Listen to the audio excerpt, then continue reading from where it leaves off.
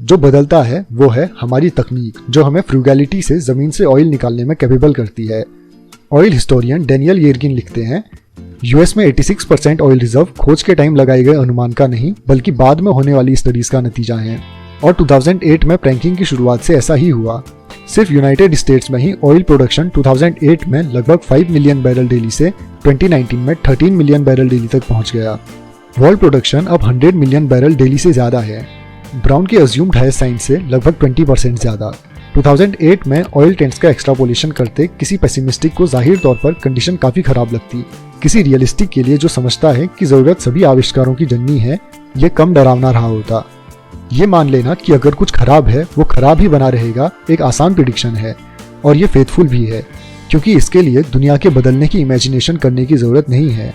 लेकिन प्रॉब्लम सुलझ जाती हैं और लोग उसके अनुरूप ढल जाते हैं। डर समाधानों को भी बराबर अमाउंट में एक्साइट करते हैं। यह फाइनेंशियल हिस्ट्री का एक कॉमन कथानायक है, जिससे वे पेसिमिस्टिक आसानी से भुला देते हैं जो लीनियर प्रिडिक्शन लगाते हैं। तीसरा ये है कि ग्रोथ इतना धीरे होती है कि उसे देखा भी ना जा सके, लेकिन फेलियर इतनी तेजी से आती है कि उसे अनदेखा न किया जा सके। बहुत सी ओवरनाइट ट्रेजेडीज हुई हैं, लेकिन बहुत कम ओवरनाइट मिरेकल हुए हों। जनवरी 5, 1889 को डेट्राइट फ्री प्रिंस ने इंसान के चिड़िया की तरह उड़ने के हमेशा के सपने को चकनाचूर ही कर दिया। एयरप्लेन्स, न्यूज़पेपर ने लिखा, इम्पॉसिबल महसूस होते हैं। एक उड़ने वाली मशीन का lowest possible weight necessary fuel और इंजन के साथ 300 या 400 पाउंड से कम नहीं हो सकता, लेकिन वेट की एक लोअर बाउंड्री है जो कंफर्म रूप से 50 पाउंड से ज़्यादा नहीं है, जिसके आगे किसी भी जीव के लिए उड़ना इम्पॉसिबल है। नेचर इस बाउंड्री पर पहुंच चुकी है और अपने ज़्यादातर अटेम्प्ट के बाद भी इससे आगे नहीं जा सकी है। 6 महीने बाद ऑलिवर राइट ने घर के पिछवाड़े में अपने भाई विल्बर की प्रिंटिंग प्रेस बनाने में मदद करने के लिए हाई स्कूल छोड़ दिया। ये इन भाइयों का पहला जॉइंट इन्वेंशन था, जो उनका अंतिम नहीं होने वाला था। अगर आपको 20वीं सेंचुरी के सबसे इंपॉर्टेंट आविष्कारों की लिस्ट बनानी हो तो प्लेन कम से कम टॉप 5 में होगा, अगर नंबर 1 पर ना भी हो तो। प्लेन ने सब कुछ बदल कर रख दिया। इसने वर्ल्ड वॉर शुरू किए, इसने वर्ल्ड वॉर खत्म भी किए। इसने शहरों और गांवों, समुद्र और देशों के बीच के फासलों को तय करते हुए वर्ल्ड को जोड़ा। लेकिन पहला प्लेन बनाने की राइट ब्रदर्स की कहानी में एक दिलचस्प मोड़ है। उनके उड़ान पर सक्सेस हासिल करने के बाद किसी ने भी ज्यादा ध्यान नहीं दिया, किसी ने कोई खास परवाह नहीं की। फ्रेडरिक लुइस एलन ने 1952 में अमेरिकन हिस्ट्री की अपनी बुक में लिखा, जब तक लोग ये समझ पाते कि राइट ब्रदर्स आखिर कर क्या रहे थे, कई साल बीत चुके थे। लोग इस बात से इतना आश्वस्त थे कि उड़ान इम्पॉसिबल है कि ज्यादातर लोग जिन्होंने उन्हें 1905 में डेटन ओहायो में प्लेन उड़ाते देखा, उन्होंने मान लिया कि यह कोई तुच्छ चाल है, कोई ऐसे ही जैसे आज लोग टेलीपैथी के डिमॉन्स्ट्रेशन को समझेंगे। मई 1908 में जाकर उनकी पहली उड़ान के लगभग 4.5 साल बाद अनुभवी रिपोर्टर्स को यह देखने भेजा गया कि वे कर क्या रहे थे। अनुभवी एडिटर्स ने इन रिपोर्टर्स के वर्क को पूरी विश्वसनीयता दी और फाइनली दुनिया इस तथ्य से अवगत हुई कि इंसान की उड़ान सक्सेसफुली पूरी की जा चुकी है। प्लेन के आश्चर्य को समझने के बाद भी लोग सालों तक इसे कम ही आंकते रहे। पहले इसे मेन रूप से एक मिलिट्री वेपन के रूप में देखा गया, फिर अमेरिकी खिलौनों की तरह, फिर शायद कुछ लोगों के ट्रांसपोर्टेशन के लिए यूज किया गया। द वॉशिंगटन पोस्ट ने 1909 में लिखा, कमर्शियल एरियल फाइटर जैसी कभी कोई चीज नहीं होगी। फ्लाइट इसी तरह अपना धीमा वेट धैर्यवान अर्थ पर घसीटता रहेगा। 5 महीने बाद पहले कार्गो प्लेन ने उड़ान भरी। अब जरा इस धीमी, कई ईयर्स तक प्लेन के बारे में आशावान होने की जागृति की तुलना इससे कीजिए कि लोग कितना जल्दी पेसिमिज्म के चालकों की बातों में आ जाते हैं, जैसे कोई कॉर्पोरेट बैंकरप्सी या कोई बड़ा वॉर या कोई प्लेन दुर्घटना। राइट के प्लेन की पहली चर्चा 1908 में हुई, जब एक प्रैक्टिस फ्लाइट के दौरान थॉमस सेल्फ्रिज नामक एक सेना के लेफ्टिनेंट मारे गए। डेवलपमेंट कंपाउंडिंग से ड्राइवन होता है, जिसमें हमेशा टाइम लगता है। विनाश फेलियर के सिंगल पॉइंट से ड्राइवन होता है, जो कुछ ही क्षणों में हो सकता है, और आत्मविश्वास का खो जाना वो एक ही पल में हो सकता है। पेसिमिज्म को लेकर स्टोरी गढ़ना आसान है, चूंकि कहानियां ताज़ी और ज़्यादा नहीं होती हैं। ऑप्टिमिज्म के स्टोरी के लिए हिस्ट्री और डेवलपमेंट के एक लंबे अरसे की ओर देखना पड़ता है, जिन्हें लोग ज़्यादातर भूल जाया करते हैं और उन्हें जोड़ने में ज़्यादा अटेम्प्ट लगता है। मेडिसिन की ग्रोथ को ही देखिए, बीते साल पर नज़र डालने से कुछ खास नहीं होगा, किसी एक डिकेड से भी कुछ नहीं होगा, लेकिन पिछले 50 ईयर्स पर नज़र डालने से आपको कुछ असाधारण दिखाई देगा। नेशनल इंस्टीट्यूट ऑफ हेल्थ के अकॉर्डिंग 1965 से अब तक हार्ट डिजीज के कारण एज एडजस्टेड डेथ रेट पर पर्सन में 70% से ज़्यादा की गिरावट आई है। हार्ट डिजीज के कारण मृत्यु में 70% की कमी हर ईयर लगभग आधे मिलियन अमेरिकन की जान बचा सकती है। इमेजिन कीजिए कि अटलांटा की पॉपुलेशन को हर साल बचा लिया जाए। लेकिन चूंकि यह ग्रोथ बहुत धीरे धीरे हुई, ये उतना ध्यान आकर्षित नहीं करती जितना तेजी से होने वाले विनाश जैसे टेररिज्म, प्लेन दुर्घटनाएं या natural disaster hurricane Katrina week में 5 बार आ सकता है या हर वीक। इमेजिन कीजिए ये कितनी सुर्खियां बटोरेगा। और ये पिछले 50 सालों में हार्ट डिजीज में कमी से बचाई जानों के नंबर्स को ऑफसेट नहीं करेगा।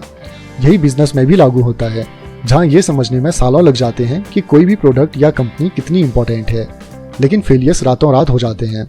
और स्टॉक मार्केट में जहां 6 महीने में हुई 40% गिरावट कांग्रेस की जांच का कारण बन जाती है, लेकिन 6 साल के टाइम फ्रेम में हुआ 140% बेनिफिट्स इनफैक्ट अनदेखा रह जाता है। और करियर में जहां रेपुटेशन बनाने के लिए पूरी जिंदगी लग जाती है और नष्ट होने के लिए सिर्फ एक ईमेल। पेसिमिज्म का छोटा घाव प्रबल बना रहता है और ऑप्टिमिज्म का मजबूत खिंचाव अनदेखा रह जाता है। इस बुक में पहले दिए गए इंपॉर्टेंट पॉइंट को हाईलाइट करता है।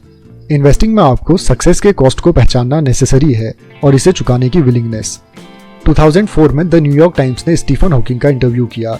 वो वैज्ञानिक जिनकी लाइलाज मोटर न्यूरॉन बीमारी ने 21 ईयर की एज में उन्हें पैरालाइज्ड और बोलने में इनकेपेबल कर दिया था। अपने कंप्यूटर से हॉकिंग ने इंटरव्यूअर को बताया कि वे जनसाधारण को अपनी किताबें बेचने के लिए कितने उत्साहित थे। क्या आप हमेशा इतने ही हंसमुख रहते हैं? टाइम्स ने पूछा। जब मैं 21 साल का था तो मेरी सारी उम्मीदें शून्य हो चुकी थी। उसके बाद से अब तक हर चीज एक बोनस है, उन्होंने आंसर दिया। चीजों के बहुत अच्छे होने की उम्मीद रखने का मतलब है एक बेस्ट केस सिनारियो जो नीरस महसूस होता है। पेसिमिज्म उम्मीदें घटा देता है, जिससे पॉसिबल रिजल्ट और उन रिजल्ट के बीच का डिफरेंस घट जाता है जिनके बारे में आप अच्छा एक्सपीरियंस करते हैं। और शायद इसलिए ये इतना फैसिनेटिंग होता है। चीज़ों के खराब होने की एक्सपेक्टेशन करना उनके खराब ना होने पर खुशी खुशी सरप्राइज्ड होने का सबसे अच्छा तरीका है, जो आयरॉनिकली ऑप्टिमिस्टिक होने की बात है। अब कहानियों के बारे में एक short story. The psychology of money, chapter 18, when you will believe anything, जब आप कुछ भी मान लेंगे। फैसिनेटिंग फिक्शनल स्टोरीज और क्यों ये स्टैटिस्टिक्स से ज्यादा पावरफुल होती हैं। इमेजिन कीजिए कि एक एलियन को अर्थ पर भेजा जाए। उसका काम हमारी इकोनॉमिक्स पर नजर रखना है। वो न्यूयॉर्क सिटी के ऊपर चक्कर काट रहा है, इकोनॉमिक्स का जायजा ले रहा है कि कैसे 2007 से 2009 के बीच इसमें बदलाव आया। 2007 की नए साल की इवनिंग पर वो टाइम्स स्क्वायर के ऊपर मंडरा रहा है। वो हजारों के नंबर्स में प्रफुल्लित पार्टी मनाते लोगों को देखता है, जो उज्जवल रोशनी, विशालकाय बिलबोर्ड, आतिशबाजी और कैमरों से घिरे हैं। वो 2009 की नए साल की इवनिंग पर वापस टाइम्स स्क्वायर के पास आता है। वो हजारों के नंबर्स में प्रफुल्लित पार्टी मनाते लोगों को देखता है, जो उज्जवल रोशनी, विशालकाय बिलबोर्ड, आतिशबाजी और कैमरों से घिरे हैं। ये लगभग एक तरह ही लगता है, उसे ज्यादा डिफरेंस नजर नहीं आता। वो लगभग उसी नंबर में न्यूयॉर्क निवासियों को एंजॉय करते देखता है। वे लोग सेम नंबर्स में ऑफिस की बिल्डिंग से घिरे हैं, जिनमें सेम नंबर्स में कंप्यूटर सहित डेस्क हैं, जो सेम नंबर्स के इंटरनेट कनेक्शन से जुड़े हैं। शहर के बाहर वो सेम नंबर्स में कारखाने और गोदाम देखता है, जो सेम हाईवे से जुड़े हैं और उन पर सेम नंबर्स में ट्रक चल रहे हैं। वो जमीन के कुछ और नजदीक जाता है और देखता है कि सेम यूनिवर्सिटी वही पढ़ा रहे हैं और उसी नंबर्स में विद्यार्थियों को सेम डिग्रियां प्रोवाइड कर रहे हैं। वो देखता है कि सेम नंबर्स में patent same ground breaking ideas को प्रोटेक्ट कर रहे हैं। वो ध्यान देता है कि तकनीक में सुधार आया है। 2009 में हर कोई स्मार्टफोन लिए घूमता है, जो 2007 में अस्तित्व ही नहीं रखते थे। कंप्यूटर अब और तेज हो चुके हैं, कारों को अब बेहतर गैस माइलेज मिलता है, सोलर और फ्रैकिंग टेक्नोलॉजी अब डेवलप हो चुकी है, सोशल मीडिया तेजी से बढ़ चुका है। जैसे जैसे वो देश के ऊपर से उड़ता है, वो यही सब देखता है। ग्लोब के चारों ओर भी काफी हद तक उसी तरह की इकोनॉमिक्स लगभग उसी कंडीशन में है, शायद 2009 में 2007 की तुलना से बेहतर। वो ये कंक्लूजन निकालता है। फिर वो आंकड़ों पर नजर डालता है। वो ये देखकर हैरान रह जाता है कि यूएस फैमिली 2007 की तुलना में 2009 में 16 ट्रिलियन डॉलर से गरीब हो चुके हैं। ये देखकर वो भौचक्का रह जाता है कि और 10 मिलियन अमेरिकन अनएम्प्लॉयड हो चुके हैं। ये जानकर उसे विश्वास नहीं होता कि स्टॉक मार्केट 2 साल पहले की तुलना में आधे कॉस्ट का रह गया है। वो विश्वास नहीं कर पाता कि लोगों का अपनी फाइनेंशियल कैपेबिलिटीज के लिए प्रिडिक्शन इस तरह डूब चुका है। मुझे ये बिल्कुल समझ नहीं आ रहा, वो कहता है। मैंने शहर देखे हैं, कारखानों को भी देखा। तुम लोगों के पास same knowledge, same tools, same ideas हैं, कुछ भी नहीं बदला। तुम लोग और गरीब क्यों हुए? तुम और पेसिमिस्टिक क्यों हुए? 2007 से 2009 के बीच एक ऐसा बदलाव था जिसे एलियन नहीं देख पाया। इकोनॉमिक्स के बारे में वे कहानियां जो हम खुद को सुनाते हैं। 2007 में हमने खुद को हाउसिंग कीमतों की स्टेबिलिटी, बैंकर्स की इंटेलिजेंस और स्टॉक मार्केट की सटीक रूप से मेजरमेंट करने की कैपेबिलिटी की कहानी सुनाई। 2009 में हमने उस कहानी पर विश्वास करना बंद कर दिया। बस एक यही चीज थी जो बदली, लेकिन इसने सब कुछ बदल कर रख दिया। एक बार जब हाउसिंग कीमतों के बढ़ते रहने की स्टोरी का अंत हुआ, बैंकों ने काफी पैसे गवा दिए। फिर उन्होंने और बिजनेसेस को लोन देना बंद कर दिया, जिसके कारण और नौकरियां चली गई, और इसी तरह बहुत कुछ। एक नई स्टोरी से जुड़ने के बजाय हमारे पास आइडेंटिकल, अगर बेहतर नहीं, 2009 में वेल्थ और डेवलपमेंट की उतनी ही कैपेबिलिटीज थी जितनी 2007 में। फिर भी इकोनॉमिक्स ने 80 ईयर के टाइम फ्रेम में सबसे बुरी मार झेली। ये 1945 के जर्मनी से अलग था, जिसके मैन्युफैक्चरिंग बेस का नामो निशान मिट गया था, या फिर 2000 के डिकेड के जापान से, जिसकी वर्किंग एज पॉपुलेशन बहुत कम हो रही थी। वो रियल फाइनेंशियल नुकसान था। 2009 में हमने खुद पर स्टोरी का नुकसान थोप दिया, और ये अत्यंत मुश्किल था। ये सबसे प्रबल फाइनेंशियल ताकतों में से एक है। जब हम इकोनॉमिक्स, बिजनेस, इन्वेस्टिंग और करियर के डेवलपमेंट के बारे में सोचते हैं, हम रियल चीज़ों के बारे में सोचने लगते हैं, हमारे पास क्या है और हम क्या करने लायक हैं। लेकिन कहानियाँ इकोनॉमिक्स में सबसे पावरफुल फोर्स हैं। ये वो फ्यूल हैं जो इकोनॉमिक्स के रियल भागों को चलने दे सकती हैं, या वो ब्रेक जो हमारी कैपेबिलिटीज़ को रोक कर रखें। पर्सनल लेवल पर अपने मनी को मैनेज करते टाइम इस स्टोरी ड्राइवन वर्ल्ड में 2 ऐसी बातें हैं जो ध्यान में रखना जरूरी हैं। नंबर 1, जितना ज्यादा आप किसी बात को सच होते देखना चाहते हैं, आपके एक ऐसी कहानी पर विश्वास करने की उतनी ही संभावना है जो इसके सच होने की सर्टेनिटी को रियलिटी से ज्यादा सच बताती है। आपकी जिंदगी में सबसे खुशी का दिन कौन सा था? हाउ टू लिव फॉरएवर नाम के एक डॉक्यूमेंट्री ने यह सीधा साधा सवाल एक 100 वर्षीय से पूछा, जिसने बहुत ही वंडरफुल जवाब दिया। युद्ध विराम दिन, उन्होंने कहा, 1978 के उस समझौते को हवाला देते हुए जिसने पहले वर्ल्ड वॉर को समाप्त किया। क्यों? क्रिएटर ने पूछा। क्योंकि हम जानते थे कि अब और वॉर नहीं होंगे, वो बोली। 27 साल बाद सेकेंड वर्ल्ड वॉर शुरू हो गया, जिसमें 75 मिलियन लोग मारे गए। जिंदगी में ऐसी बहुत सी बातें हैं जिन्हें हम इसीलिए सच समझते हैं क्योंकि हम हर हाल में उन्हें सच होते देखना चाहते हैं। मैं इन बातों को फैसिनेटिंग फिक्शनल स्टोरीज कहता हूँ। वेल्थ को लेकर हमारी सोच को ये विशाल रूप से प्रभावित करती हैं, खासकर इन्वेस्टिंग और इकोनॉमिक्स को। एक फैसिनेटिंग फिक्शनल स्टोरी तब जन्म ले जब आप होशियार हों, आप समाधान निकालना चाहें, लेकिन आपको लिमिटेड कंट्रोल और बड़े दाव का सामना करना पड़े। वे अत्यंत पावरफुल होती हैं। वे आपको कुछ भी मान लेने पर मजबूर कर सकती हैं। एक छोटा सा एग्जाम्पल लीजिए। अली हजाजी का बेटा बीमार था।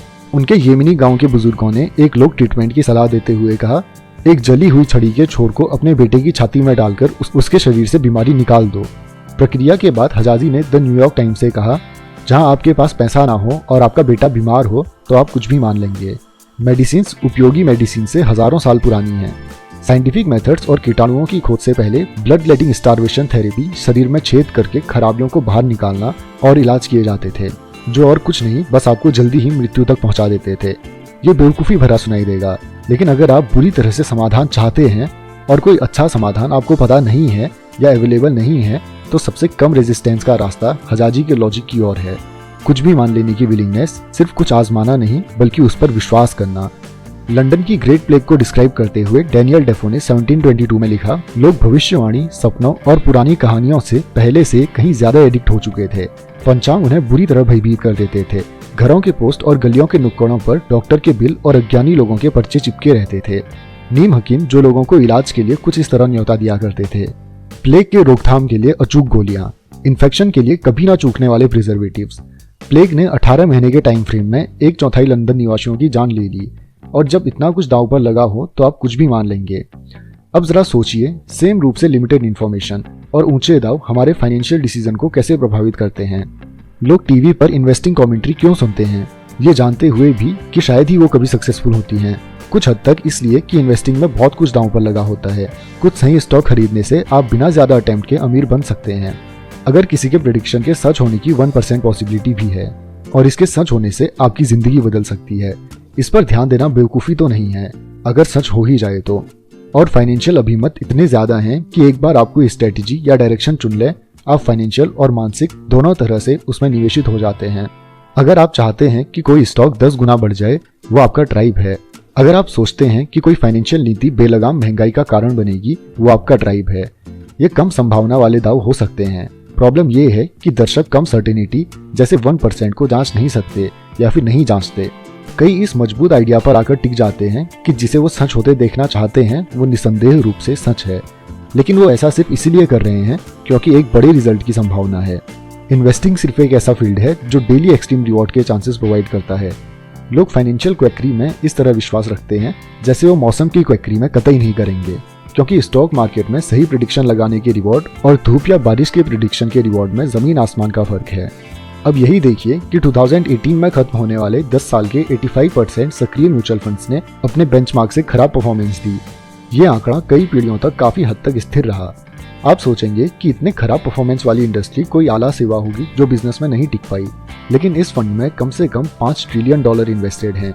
किसी को अगले वॉरेन बफेट के साथ इन्वेस्टिंग करने का अवसर दीजिए और वे इतने विश्वास के साथ मान लेंगे कि लाखों लोग अपनी सेव्ड कैपिटल इसके पीछे लगा देंगे। हिंड साइड में उनकी पॉन्जी स्कीम ऑब्वियस होनी चाहिए थी।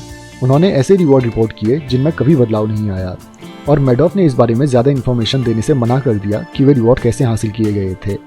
फिर भी मैडॉफ ने वर्ल्ड के कुछ सबसे सोफिस्टिकेटेड इन्वेस्टर से कई बिलियन डॉलर जुटाए। मैडॉफ ने एक अच्छी कहानी सुनाई और लोगों ने उस पर विश्वास किया। आप जिसे सच होते देखना चाहते हैं और उसके लिए आपको क्या होने की जरूरत है, इनके बीच का डिफरेंस जितना ज्यादा होगा उतना ही आप खुद को इन फैसिनेटिंग फाइनेंशियल स्टोरीज का शिकार होने से बचा पाएंगे। किसी प्रिडिक्शन में एरर के लिए जगह के बारे में सोचते हुए ये थॉट अट्रैक्टिव हो सकता है कि पोटेंशियल रिजल्ट्स आपके कुछ सही होने से आपके बहुत सही होने के बीच ही रहते हैं। लेकिन सबसे बड़ा रिस्क ये है कि आप किसी बात को इतनी बुरी तरह से सच होते हुए देखना चाहें कि आपके प्रिडिक्शन का कांटा रियलिटी के दायरे से बिल्कुल ही बाहर हो। 2007 की अपनी आखिरी सभा में फेडरल रिजर्व ने 2008 और 2009 में होने वाली फाइनेंशियल वृद्धि का प्रिडिक्शन लगाया। पहले से कमजोर होती इकोनॉमिक से निढाल ये प्रिडिक्शन ऑप्टिमिस्टिक नहीं था। इसने पोटेंशियल इंक्रीज की एक रेंज का प्रिडिक्शन लगाया, 1.6% इंक्रीज निचले सिरे पर, 2.8% ऊपरी सिरे पर। ये इसकी मार्जिन ऑफ सेफ्टी थी। इसके एरर की जगह रियलिटी में इकोनॉमिक्स 2% से ज्यादा कम हो गई, जिसका मतलब ये था कि फेड के निचले सिरे का अनुमान लगभग 3 गुना से ऑफ था। किसी भी पॉलिसी मेकर के लिए ऑब्वियस रिसेशन का प्रिडिक्शन करना डिफिकल्ट है, क्योंकि रिसेशन उनके करियर को जटिल बना देगी। इसीलिए सबसे बुरी प्रिडिक्शन भी शायद ही कभी धीमी ग्रोथ से और खराब की एक्सपेक्टेशन करते हों। ये एक फैसिनेटिंग फिक्शनल स्टोरी है और इस पर विश्वास करना आसान है, क्योंकि कुछ भी ज्यादा खराब होने की एक्सपेक्टेशन का थॉट भी पेनफुल होता है। पॉलिसी मेकर क्रिटिसिज्म का आसान निशाना होते हैं, लेकिन हम सभी किसी न किसी हद तक ऐसा करते हैं, और हम ये दोनों डायरेक्शंस में करते हैं। अगर आपको लगता है कि रिसेशन आने वाली है और इस एंटिसिपेशन में आप अपने स्टॉक बेच देते हैं, इकोनॉमिक्स को लेकर आपका वोट अचानक से उसके अकॉर्डिंग जाएगा जो आप चाहते हैं कि हो।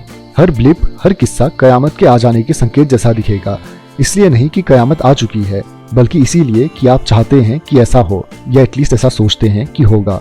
इंसेंटिव्स पावरफुल मोटिवेटर्स होते हैं, और हमें हमेशा ध्यान रखना चाहिए कि ये किस तरह हमारे फाइनेंशियल गोल्स और नजरियों को प्रभावित करते हैं। इस बात पर और ज्यादा जोर नहीं दिया जा सकता। फाइनेंस में एरर की जगह से बड़ी कोई पावर नहीं है, और जितना ज्यादा दाव पर लगा हो उतना ही बड़ा ये होना चाहिए।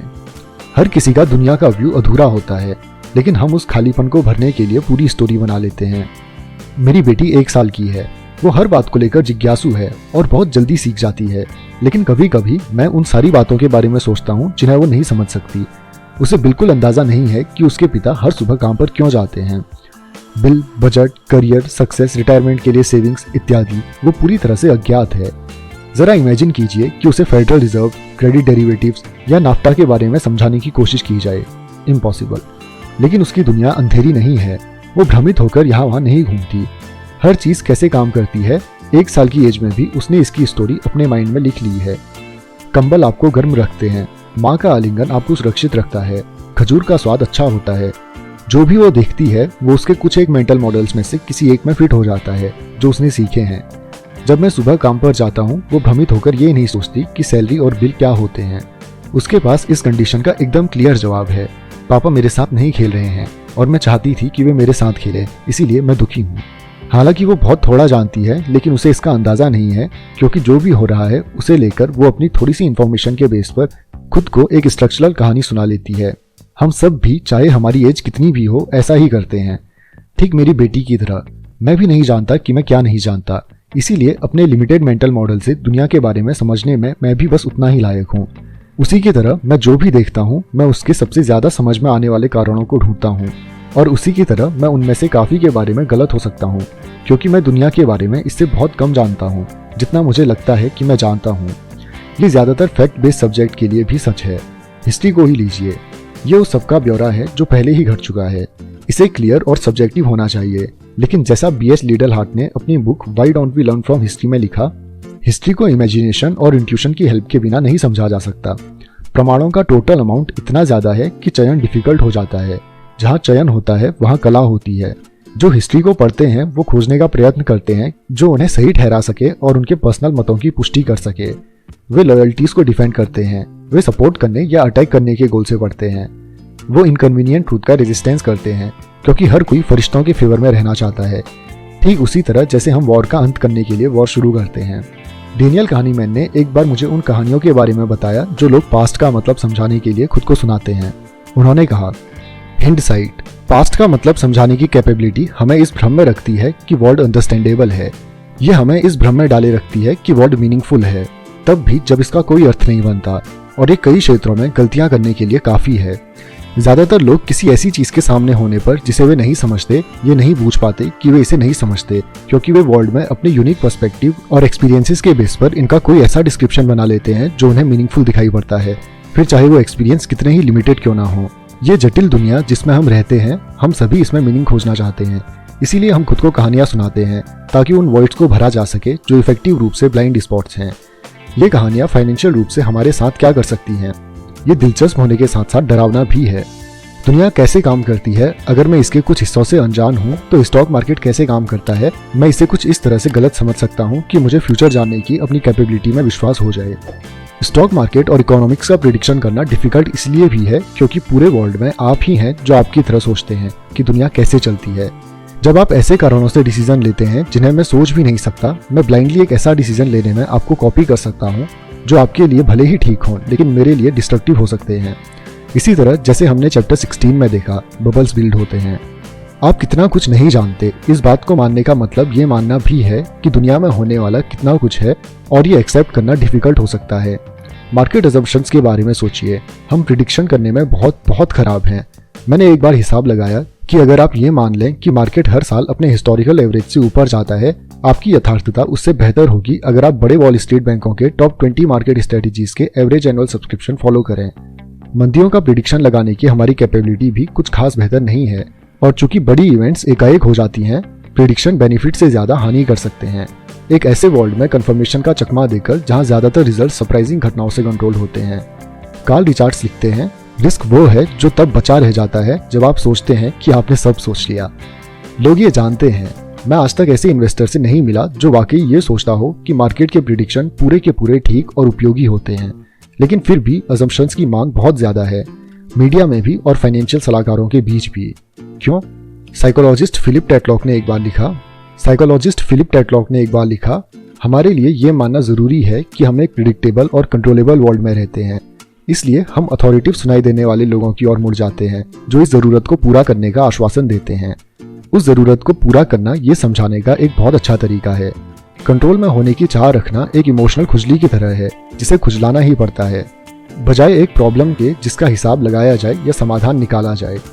कंट्रोल का भ्रम अनसर्टेनिटी की रियलिटी से ज्यादा फेथफुल होता है, इसलिए हम ऐसी कहानियों से जुड़ जाते हैं जो रिजल्ट्स को हमारे कंट्रोल में बताएं। इसका एक कारण प्रिसीजन के क्षेत्रों और अनसर्टेनिटी के क्षेत्रों के बीच कंफ्यूज हो जाना है।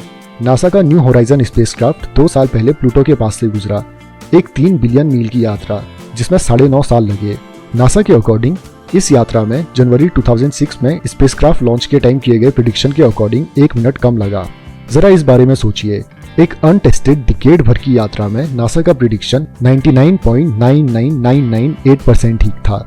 ये ठीक ऐसा ही है जैसे न्यूयॉर्क और बोस्टन के बीच की यात्रा के बारे में प्रेडिक्शन लगाना और 1 सेकंड के 4 मिलियन हिस्से तक सही निकलना।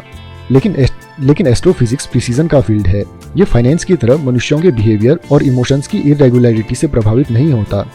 बिजनेस, इकोनॉमिक्स और इन्वेस्टिंग अनसर्टेनिटी के फील्ड हैं, जो ऐसे डिसीजन से ड्राइवन होते हैं जिन्हें प्लूटो की यात्रा जैसे क्लियर फॉर्मूला से नहीं समझाया जा सकता, लेकिन हम बुरी तरह से चाहते हैं कि ये प्लूटो की यात्रा की तरह हो, क्योंकि एक नासा इंजीनियर का रिजल्ट पर 99.99998% कंट्रोल का थॉट ब्यूटीफुल और कंफर्टिंग है। ये इतना आरामदायक है कि हम खुद को ऐसी कहानियां सुनाने के लिए ललचा जाते हैं कि हमारी जिंदगी के और हिस्सों जैसे पैसे पर हमारा कितना कंट्रोल है। कहानीमैन ने एक बार इन कहानियों से किए जाने वाले रास्ते का निरूपण किया। स्कीम बनाते हुए हम बस इस पर ध्यान देते हैं कि हम क्या करना चाहते हैं और क्या कर सकते हैं, अन्यों की स्कीम्स और स्किल को अनदेखा करते हुए जिनके डिसीजन हमारे रिजल्ट को प्रभावित करते हैं। पास्ट का स्पष्टीकरण देते हुए और फ्यूचर का प्रिडिक्शन लगाते हुए हम स्किल के कैजुअल रोल पर ध्यान देते हैं और लक की भूमिका को अनदेखा कर देते हैं। हम उस पर ध्यान देते हैं जो हम जानते हैं, जो हम नहीं जानते उसे अनदेखा कर देते हैं। जो हमारे आइडियाज़ में कॉन्फिडेंस भर देता है। उन्होंने डिस्क्राइब किया कि कैसे ये बिजनेस को प्रभावित करता है। मुझे इनोवेटिव स्टार्टअप्स के फाउंडर और पार्टिसिपेंट्स से ये क्वेश्चन करने के कई चांसेस मिले हैं। आपके एफर्ट्स का रिजल्ट किस हद तक इस पर डिपेंड करेगा कि आप कंपनी में क्या करते हैं। निस्संदेह रूप से ये एक सिंपल क्वेश्चन है, आंसर तुरंत ही आ जाता है और ये कभी भी 80% से कम नहीं रहा है। जब उन्हें ये भी कंफर्म रूप से पता नहीं होता कि वे सक्सेसफुल होंगे या नहीं, ये निडर लोग मान लेते हैं कि उनका लक लगभग पूरी तरह से उनके ही हाथों में है। वे कंफर्म रूप से गलत हैं। किसी भी स्टार्टअप का नतीजा उसके कॉम्पिटिटर्स के अचीवमेंट और मार्केट में होने वाले बदलाव पर भी उतना ही डिपेंड करता है जितना उनके खुद के एफर्ट्स पर। फिर भी एंटरप्रेन्योर स्वाभाविक रूप से उसी पर केंद्रित रहते हैं जिसे वो अच्छी तरह से जानते हैं, जैसे उनकी स्कीम और कार्रवाई और सबसे नज़दीक के खतरे के अवसर जैसे फाइनेंसिंग की अवेलेबिलिटी। वे अपने कॉम्पिटिटर्स के बारे में कम जानते हैं, इसलिए स्वाभाविक रूप से एक ऐसे फ्यूचर की इमेजिनेशन करने लगते हैं जहां कंपटीशन की कोई खास भूमिका ना हो। कुछ हद तक हम सभी ऐसा करते हैं और ठीक मेरी बेटी की तरह ये हमें ज़रा भी परेशान नहीं करता। हम थॉटलेस और कंफ्यूज होकर नहीं रहते। हमें ये सोचना पड़ता है कि हमारी इन्फॉर्मेशन के अकॉर्डिंग जिस वर्ल्ड में हम रहते हैं वो मीनिंगफुल है। अगर आपको ऐसा न एक्सपीरियंस हो तो हर सुबह बेड से निकलना बहुत डिफिकल्ट हो जाएगा। लेकिन अर्थ के ऊपर मंडराता वो एलियन, वो जिसे विश्वास है कि वो जो देखता है उसके बेस पर वो जानता है कि क्या हो रहा है, लेकिन बिल्कुल गलत साबित होता है क्योंकि वो नहीं जान सकता कि और लोगों के दिमाग में कौन सी कहानियां चल रही हैं। वह हम सब हैं। The psychology of money, chapter 19, अब सब साथ में, बाय इवॉल्व। हमने अपने पैसे की साइकोलॉजी के बारे में क्या सीखा? बधाई हो, आप अब तक पढ़ या सुन रहे हैं। अब टाइम है उन चीज़ों को साथ पिरोने का जो हमने अब तक सीखी। ये चैप्टर एक समरी की तरह है, कुछ छोटे और कार्यवाही लायक लेसन्स जो आपको बेहतर फाइनेंशियल लेसन्स लेने में हेल्प कर सकते हैं। सबसे पहले मैं आपको एक डेंटिस्ट के अपॉइंटमेंट के बारे में एक कहानी सुनाना चाहूँगा जो बुरी तरह से गड़बड़ हो गया। ये हमें इस बारे में इंपॉर्टेंट लेसन दे सकता है कि धन दौलत के मैनेजमेंट को लेकर सलाह देने के क्या खतरे हो सकते हैं। क्लेरेंस हाइजेस 1931 में डेंटिस्ट के पास गए। उनके मुंह में बेतहाशा दर्द था। उनके डेंटिस्ट ने उन्हें दर्द कम करने के लिए एनेस्थीसिया दे दिया। घंटों बाद जब क्लेरेंस जागे तो उनके 16 दांत और टॉन्सिल जा चुके थे और फिर सब गलत हो गया। एक वीक बाद सर्जरी की कॉम्प्लेक्सिटीज के कारण क्लेरेंस की मृत्यु हो गई। उनकी पत्नी ने डेंटिस्ट पर मुकदमा दायर किया, लेकिन इसलिए नहीं कि सर्जरी में गड़बड़ हुई। 1931 में हर सर्जरी में जान जाने का रिस्क रहता था। उनकी पत्नी के अकॉर्डिंग क्लेरेंस ने कभी भी सर्जरी के लिए सम्मति नहीं दी थी और अगर उनसे पूछा गया होता तो भी वे नहीं देते। ये मामला अदालतों में चलता रहा, लेकिन कुछ नहीं हुआ। 1937 में डॉक्टर और मरीज के बीच सहमति इतनी पारदर्शी नहीं थी। एक अदालत ने संक्षेप करते हुए कहा कि डॉक्टरों को सबसे ग्रेट मेडिकल डिसीजन लेने की इंडिपेंडेंस की जरूरत है। इसके बिना हम साइंस की ग्रोथ का बेनिफिट नहीं उठा सकते। ज्यादातर हिस्ट्री में एक डॉक्टर की जॉब मरीज को ठीक करना होता था और मरीज डॉक्टर के इलाज के बारे में जो भी सोचता हो। डॉक्टर जे केट्स ने अपनी book the silent world between doctor and patient में इस फिलॉसफी के बारे में लिखा। डॉक्टरों को लगता था कि इस गोल को पूरा करने के लिए वे अपने मरीजों की शारीरिक और इमोशनल जरूरतों को पूरा करने के लिए बाध्य थे और वो भी अपने अथॉरिटी में इलाज रिलेटेड डिसीजन लेते हुए अपने मरीजों से कंसल्ट किए बिना। ये आइडिया कि मरीजों को भी डॉक्टरों के साथ मिलकर डिसीजन लेने का अधिकार हो सकता है, ये किसी भी मेडिसिन के लोकाचार का हिस्सा नहीं था। इसमें कोई ईगो या द्वेष नहीं था। ये 2 पॉइंट्स का एक बिलीफ था। नंबर 1, हर मरीज अच्छा होना चाहता है। नंबर 2, उनके इलाज का एक ही यूनिवर्सल और सही तरीका है। अगर आप इन 2 बातों में विश्वास रखते हैं तो मरीजों की सम्मति न लेने का मतलब समझ में आता है, लेकिन मेडिसिन इस तरह नहीं चलती। पिछले 50 सालों में मेडिकल स्कूल धीरे धीरे बीमारी का इलाज करने से मरीजों का इलाज करने की ओर रुख कर चुके हैं, जिसका मतलब था कि स्कीम के ऑप्शंस तैयार करना और फिर मरीज को उनमें से सबसे ग्रेट ऑप्शन चुनने देना। इस प्रचलन का एक कारण पेशेंट प्रोटेक्शन लॉस थे और एक कारण केंट्स की प्रभावशाली बुक, जिसके अकॉर्डिंग मेडिसिन में क्या सही है इस बारे में मरीजों के मत बहुत भिन्न होते हैं। इसीलिए उनके विचारों को ध्यान में रखना नेसेसरी है, केट्स ने लिखा। और एक और कारण केट्स की प्रभावशाली बुक। ये मान लेना बहुत ही खतरनाक बेवकूफ़ी है कि अपनी कला और साइंस की प्रैक्टिस में फिजिशियन अपनी नेक नियति और सही ऑप्शन चुनने की कैपेबिलिटी पर डिपेंड कर सकते हैं। ये इतना आसान नहीं है। मेडिसिन एक कॉम्प्लेक्स प्रोफेशन है और डॉक्टरों एवं मरीजों के बीच का इंटरेक्शन भी कॉम्प्लेक्स होता है। यह आखिरी लाइन बहुत इंपॉर्टेंट है। मेडिसिन एक जटिल पेशा है और डॉक्टरों एवं मरीजों के बीच का इंटरेक्शन भी जटिल होता है। क्या आप जानते हैं और कौन सा पेशा जो इसके तरह है? Financial advice. मैं आपको नहीं बता सकता कि आपको अपने पैसे के साथ क्या करना चाहिए, क्योंकि मैं आपको नहीं जानता। मैं नहीं जानता कि आपको क्या चाहिए, मैं ये भी नहीं जानता कि आपको ये कब चाहिए, और मैं ये भी नहीं जानता कि आपको ये क्यों चाहिए। इसीलिए मैं आपको नहीं बताऊंगा कि आपको अपने पैसे के साथ क्या करना चाहिए। मैं आपके साथ ऐसा नहीं कर सकता जैसा उस डेंटिस्ट ने क्लेरेंस ह्यूजेस के साथ किया। लेकिन निसंदेह रूप से डॉक्टर और डेंटिस्ट इनकैपेबल नहीं होते। उनके पास ज्ञान होता है, वे सर्टेनिटी को समझते हैं, वे जानते हैं कि क्या काम करता है। तब भी जब मरीज उनके लिए कौन सा इलाज सही है इस बारे में अलग कंक्लूजन पर पहुंचते हैं। फाइनेंशियल एडवाइजर भी इसी तरह होते हैं। धन दौलत को लेकर कुछ यूनिवर्सल फैक्ट्स होते हैं। तब भी अगर लोग इसके बारे में अलग अलग कंक्लूजन निकालें कि उन फैक्ट को अपने पैसे पर कैसे लागू किया जाए। इसे ध्यान में रखकर आइए कुछ ऐसी छोटी रिकमेंडेशंस को देखते हैं जो आपको अपने पैसे के साथ बेहतर डिसीजन लेने में हेल्प कर सकती हैं। सबसे अच्छा होने पर ह्यूमिलिटी और खराब होने पर क्षमा ढूंढने का जितना हो सके उतना अटेम्प्ट करें, क्योंकि कुछ भी इतना अच्छा या बुरा नहीं होता जितना दिखाई देता है। दुनिया बड़ी और जटिल है। लक और रिस्क दोनों ही रियल हैं और पहचानने में डिफिकल्ट हैं। खुद को और दूसरों को आंकते हुए ये ध्यान में रखिए। लक और रिस्क की ताकत का आदर कीजिए और आपकी ऐसी चीजों पर ध्यान देने की संभावना ज्यादा होगी जो आपके कंट्रोल में हो। साथ ही आपकी सही रोल मॉडल को ढूंढने की संभावना भी ज्यादा होगी। कम ईगो, ज्यादा वेल्थ। पैसे की सेविंग्स आपकी ईगो और इनकम के बीच का डिफरेंस है, और वेल्थ वो है जो दिखाई नहीं देती। इसलिए वेल्थ का निर्माण जो आप आज खरीद सकते हैं उसकी चाह को दबाकर किया जाता है, ताकि आपके पास फ्यूचर में ज्यादा चीजें या ऑप्शंस हों। इससे फर्क नहीं पड़ता कि आप कितना कमाते हैं, जब तक आप इस पर लगाम नहीं लगाते कि आज आप अपने पैसे के साथ कितनी ऐश करते हैं, आप वेल्थ का निर्माण नहीं कर सकते। अपनी धन दौलत का मैनेजमेंट इस तरह करें कि आप रात में चैन की नींद सो सकें। ये कहना इससे अलग है कि आपको मैक्सिमम रिवॉर्ड कमाने का गोल रखना चाहिए या अपनी इनकम का एक रेगुलर % बचाना चाहिए। कुछ लोग तब तक चैन से नहीं सोएंगे जब तक वो मैक्सिमम रिवॉर्ड ना कमा रहे हों। दूसरे तभी तृप्त एक्सपीरियंस करेंगे अगर उन्होंने कंजर्वेटिव रूप से इन्वेस्टिंग की हो। हर किसी का अपना ही ढंग होता है, लेकिन क्या इससे मुझे रात में अच्छी नींद आएगी का बेस सभी फाइनेंशियल डिसीजन के लिए सबसे ग्रेट यूनिवर्सल गाइड पोस्ट है। अगर आप एक इन्वेस्टर के रूप में सक्सेसफुल होना चाहते हैं तो सबसे पावरफुल चीज जो आप कर सकते हैं वो है अपनी टाइम होराइजन को बढ़ाना। इन्वेस्टिंग में टाइम सबसे पावरफुल फोर्स है। ये छोटी चीजों में वृद्धि कर उन्हें बड़ा कर देता है और बड़ी गलतियों को धुंधला कर देता है। ये लक और रिस्क को न्यूट्रलाइज नहीं कर सकता, लेकिन ये नतीजों को उस डायरेक्शन में मोड़ देता है जिसके लोग पात्र होते हैं। बहुत सी चीजों के गलत हो जाने को एक्सेप्ट करना सीखिए। आप आधे से ज्यादा बार गलत हो सकते हैं और फिर भी काफी वेल्थ हासिल कर सकते हैं, क्योंकि स्मॉल माइनॉरिटी में कुछ चीजें ज्यादातर रिजल्ट्स का कारण होती हैं। आप चाहे अपने पैसे के साथ कुछ भी कर रहे हो, आपको बहुत सी चीजों के काम न करने पर संतोष करना होगा। दुनिया ऐसी ही है, इसलिए आपको अपनी उपलब्धियों का आकलन अपने पूरे पोर्टफोलियो की ओर देखकर करना चाहिए, न कि अलग अलग निवेशों के बेस पर। बड़ी अमाउंट में खराब इन्वेस्टिंग और कुछ एक एक्सीलेंट इन्वेस्टिंग होने में कोई बुराई नहीं है। आमतौर पर यह सबसे ग्रेट सिनारियो होता है। अपने काम का आकलन करते टाइम अपनी अलग अलग इन्वेस्टिंग पर ध्यान केंद्रित करने से विजेता वास्तविकता से ज्यादा मेधावी नजर आते हैं और हारने वाले उससे ज्यादा खेदजनक नजर आते हैं जितना उन्हें होना चाहिए। वेल्थ का यूज अपने टाइम पर कंट्रोल के लिए कीजिए, क्योंकि अपने टाइम पर कंट्रोल ना होना खुशी के लिए एक पावरफुल और यूनिवर्सल अवरोध है। जो आप करना चाहें, जब आप करना चाहें, जिसके साथ करना चाहें, जब तक करना चाहें, इसकी कैपेबिलिटीज फाइनेंस में मौजूद ज्यादातर डिविडेंड्स प्रोवाइड करती हैं। कम दिखावटी और ज्यादा अच्छे बनिए। कोई भी आपकी जायदाद से इतना प्रभावित नहीं होता जितना आप खुद होते हैं। आप सोचते हैं कि आपको एक महंगी कार और बढ़िया घड़ी की जरूरत है, लेकिन पॉसिबली जो आपको चाहिए वो रिस्पेक्ट और प्रशंसा है, और उन्हें हासिल करने की ज्यादा संभावना दया और ह्यूमिलिटी से है, बजाय हॉर्स पावर और क्रोम के। सेविंग्स कीजिए, बस सेविंग्स कीजिए। आपको सेविंग्स के लिए किसी स्पेसिफिक कारण की जरूरत नहीं।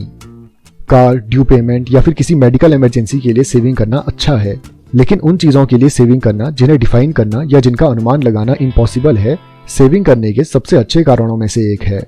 हर किसी की जिंदगी सरप्राइजिंग चीजों की एक जंजीर है। बिना किसी स्पेसिफिक गोल के लिए की गई सेविंग जिंदगी की कंफर्म्ड अनसर्टेनिटीज के अपोजिशन की ढाल होती हैं। सक्सेस के कॉस्ट को डिफाइन करें और फिर उसे चुकाने को तैयार रहें, क्योंकि कोई भी बेनिफिशियल चीज फ्री में नहीं मिलती। और याद रखिए, ज्यादातर financial cost per obvious price tag नहीं होता। अनसर्टेनिटी, दुविधा और पछतावा फाइनेंस की दुनिया में आम कॉस्ट हैं और वे ज्यादातर चुकाने लायक होते हैं, लेकिन आपको उन्हें फाइन के बजाय कीमत के रूप में देखना चाहिए।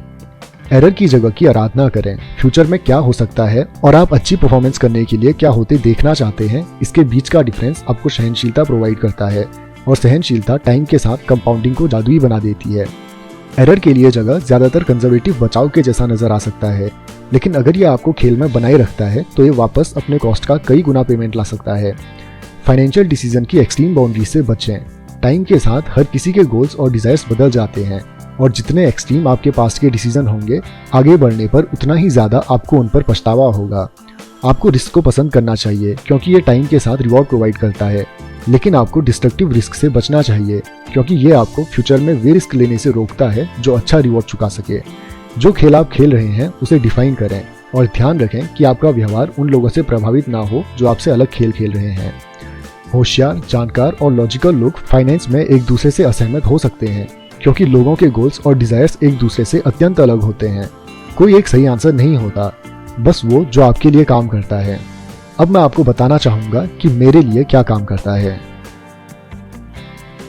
The psychology of money, chapter 20, confessions by evolve. मेरी खुद की धन संपत्ति की साइकोलॉजी।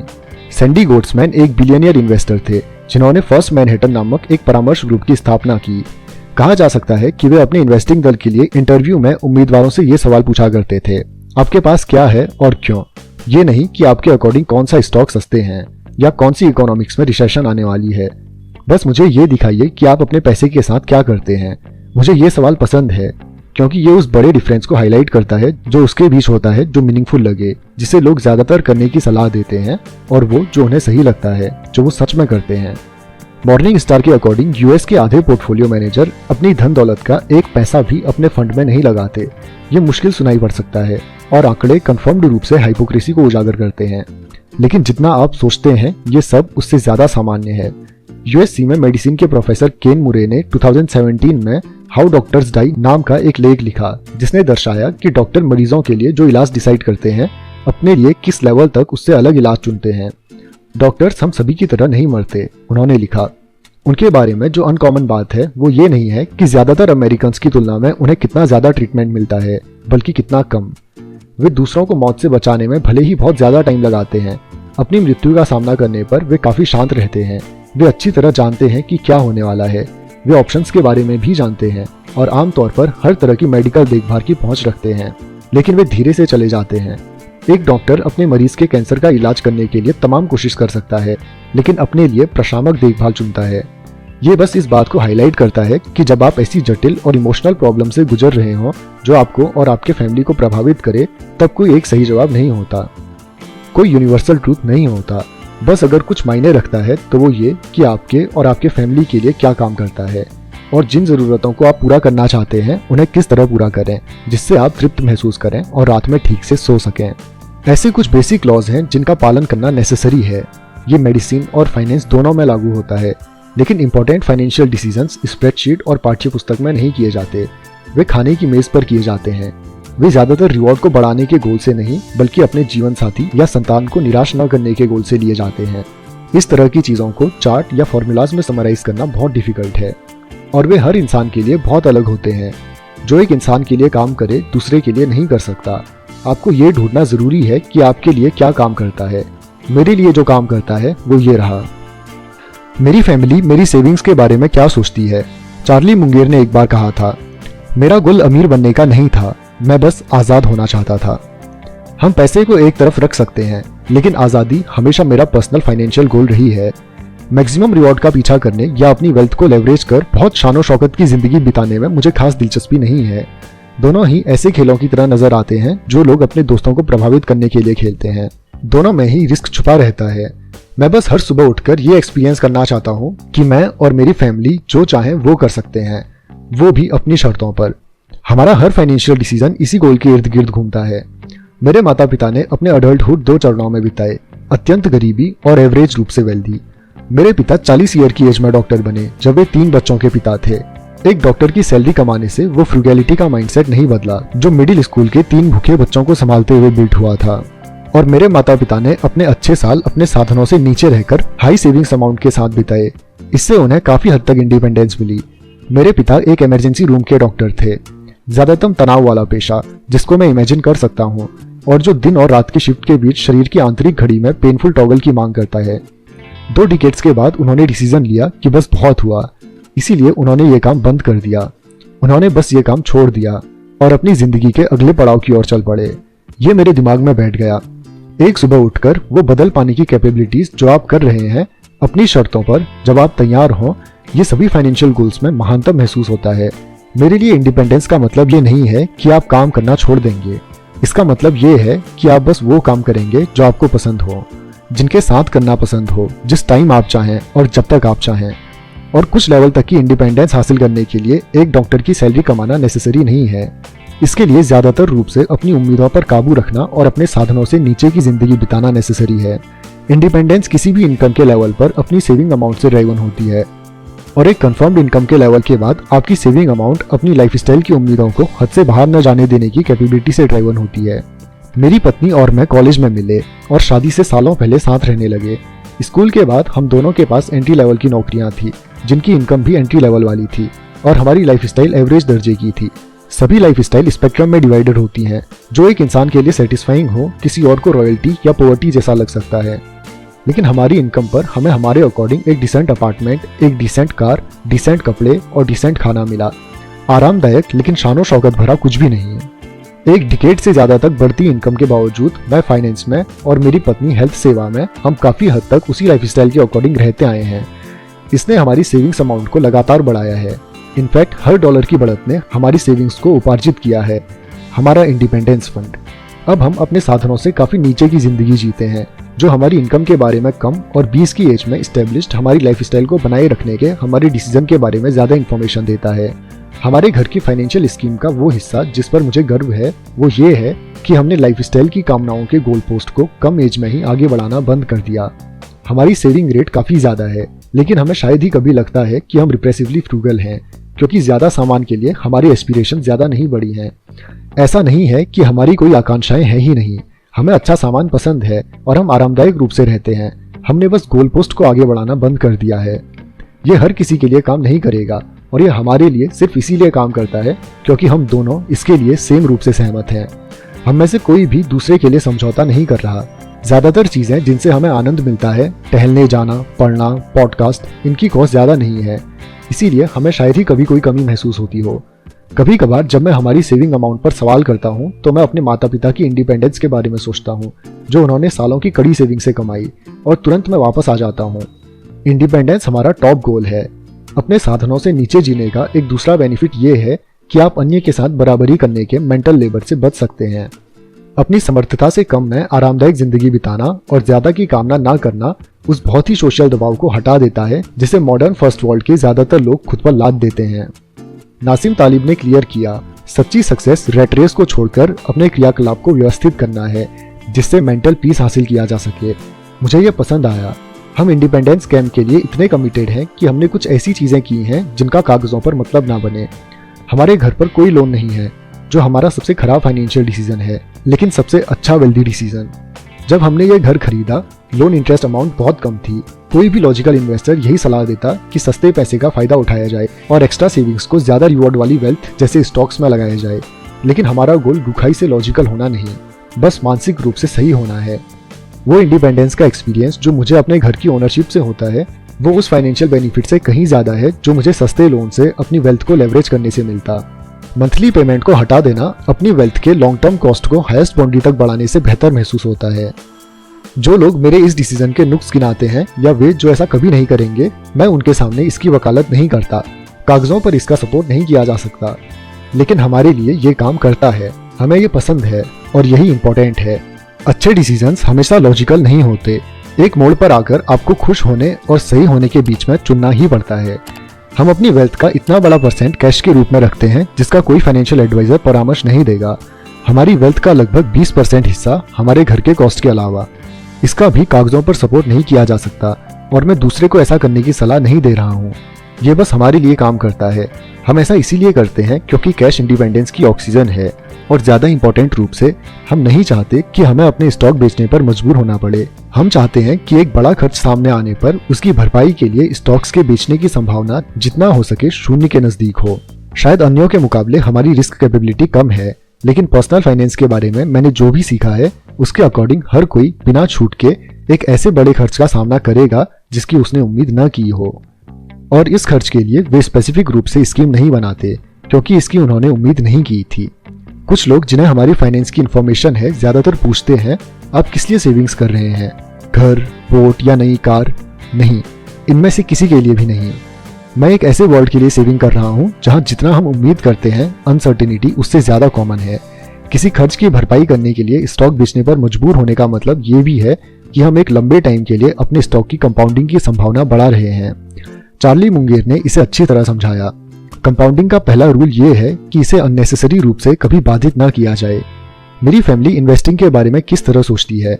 मैंने अपना करियर एक स्टॉक पिकर के रूप में शुरू किया। उस टाइम हमारे पास बस अलग अलग स्टॉक थे, ज्यादातर बड़ी कंपनियों के जैसे बर्कशायर हैथवे और प्रॉक्टर एंड गैम्बल, साथ ही कुछ छोटे स्टॉक जिन्हें मैं गहन कॉस्ट इन्वेस्टिंग समझाता था। वापस मेरी 20 की एज में जाकर देखा जाए तो मेरे पास हर टाइम कम से कम 25 अलग अलग स्टॉक हुआ करते थे। मुझे नहीं पता कि एक स्टॉक पिकर के रूप में मैंने कैसे कामकाज किया। क्या मैंने मार्केट को हरा दिया? मुझे अंदाजा नहीं है। ज्यादातर लोग जो कोशिश करते हैं उनकी तरह मैंने भी अच्छा स्कोर नहीं रखा। किसी भी तरह से मैंने अपने थॉट बदल दिए हैं और अब हर वो स्टॉक जो हमारे पास है वो कम लागत का इंडेक्स फंड है। मैं सक्रिय रूप से स्टॉक पिक करने के अपोजिशन में नहीं हूँ, चाहे फिर आप ये खुद करें या फिर किसी सक्रिय फंड मैनेजर को अपना पैसा देकर करवाएं। मुझे लगता है कि कुछ लोग मार्केट के एवरेज से बेहतर परफॉर्मेंस कर सकते हैं, बस ये बहुत डिफिकल्ट है। जितना ज्यादातर लोग सोचते हैं उससे कहीं ज्यादा डिफिकल्ट।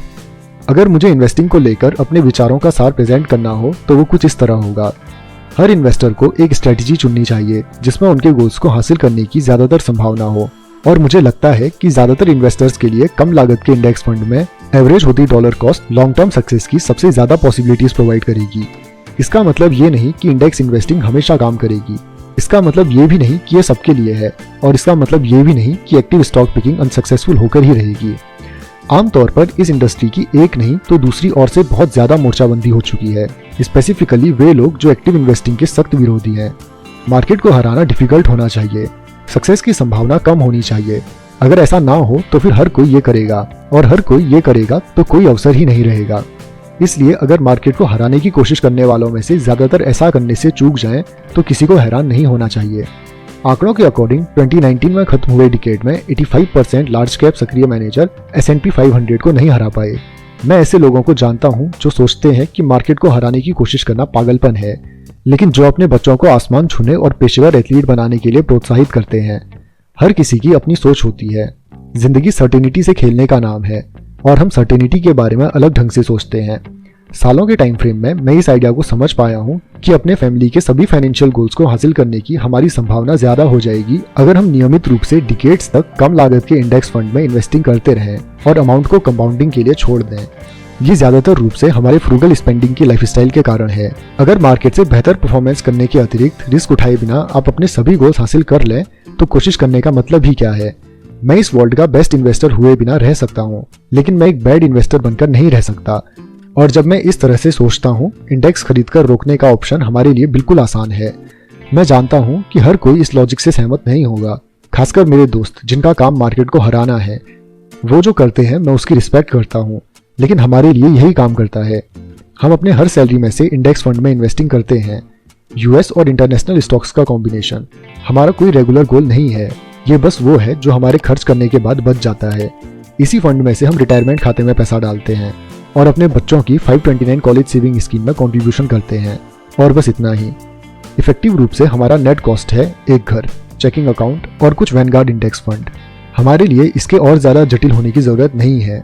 मुझे ये सिंपल ही पसंद है।